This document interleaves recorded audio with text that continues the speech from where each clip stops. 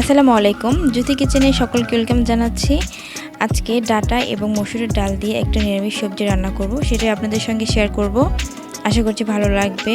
তাহলে চলুন মূল রেসিপিতে চলে যাই। আমি এখানে ডাটা এবং আলু কেটে ধুয়ে নিয়েছি। এখন রান্না করতে চলে যাব। একটা কড়াইয়ের মাঝে কেটে নেওয়া সবজিগুলো দিয়ে দিচ্ছি। আপনারা চাইলে কিন্তু অন্যান্য সবজি এর মধ্যে অ্যাড করতে পারেন। দিয়ে দিচ্ছি পরিমাণ মতো লবণ, হলুদের গুঁড়ো, মরিচের গুঁড়ো, বেটে নেওয়া আদা এবং রসুনের পেস্ট, জিরে গুঁড়ো আর আগে থেকে ভিজিয়ে রাখা মসুরের ডাল এর মাঝে দিয়ে দিচ্ছি। এখন দিয়ে দিচ্ছি পরিমাণ মতো পানি, অল্প একটু পানি দেব এবং 2 চামচের মতো তেল দিয়ে দিচ্ছি। একটু মিশিয়ে নিচ্ছি। এরপর চুলাটা জ্বালিয়ে রান্না করব।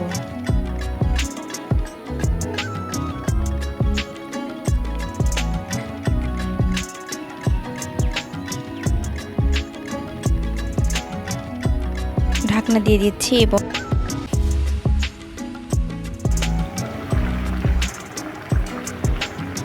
মাঝে মধ্যে 2 একবার করে নাড়াচাড়া করে দিব।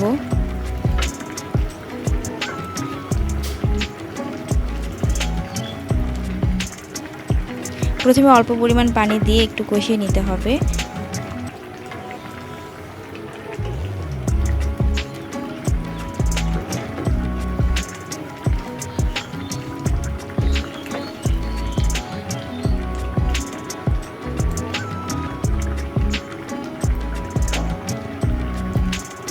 এবার ঢাকনা দিয়ে ঢেকে দিব।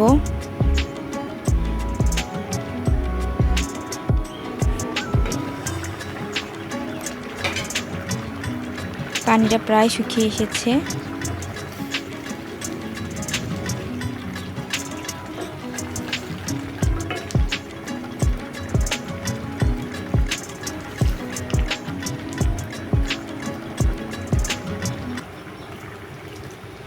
এবার ঝোলের জন্য পানিটা আমি দিয়ে দিচ্ছি।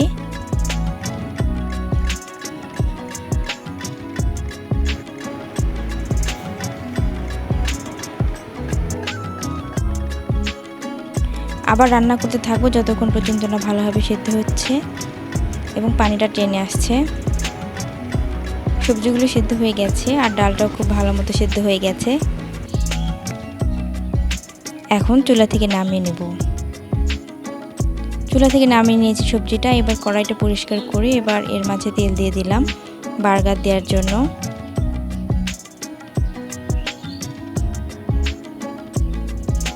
তেলটা গরম হয়ে আসলে এর মাঝে দিয়ে দিব 2টা শুকনো মরিচ,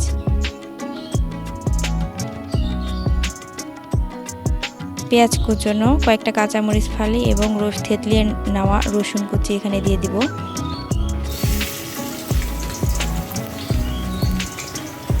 এবার ভাজতে থাকবো যতক্ষণ পর্যন্ত না একটা সুন্দর কালার আসছে।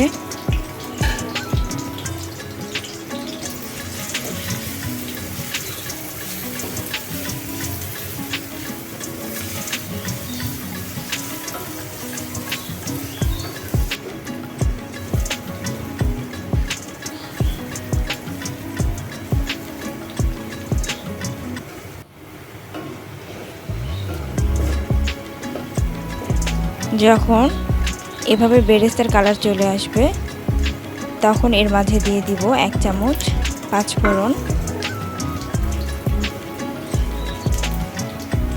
কয়েক সেকেন্ডের মতো পাঁচফোড়ন দেওয়ার পর ভেজে নেব।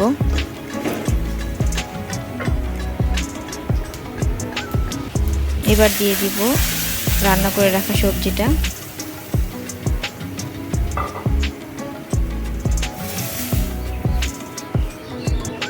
আর খুব ভালো মতো মিক্স করে দিব এবং বলক আসা পর্যন্ত অপেক্ষা করব।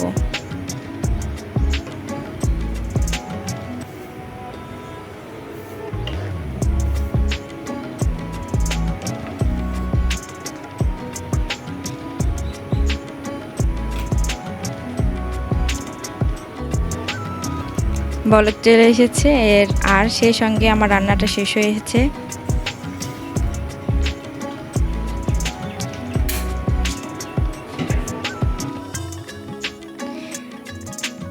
আশা করছি আমার আজকের রেসিপি অনেক ভালো লেগেছে। ভালো লাগলে আমার চ্যানেলটি সাবস্ক্রাইব করবেন আর লাইক কমেন্ট করতে ভুলবেন না। আর শেষ পর্যন্ত দেখার জন্য সকলকে অনেক ধন্যবাদ।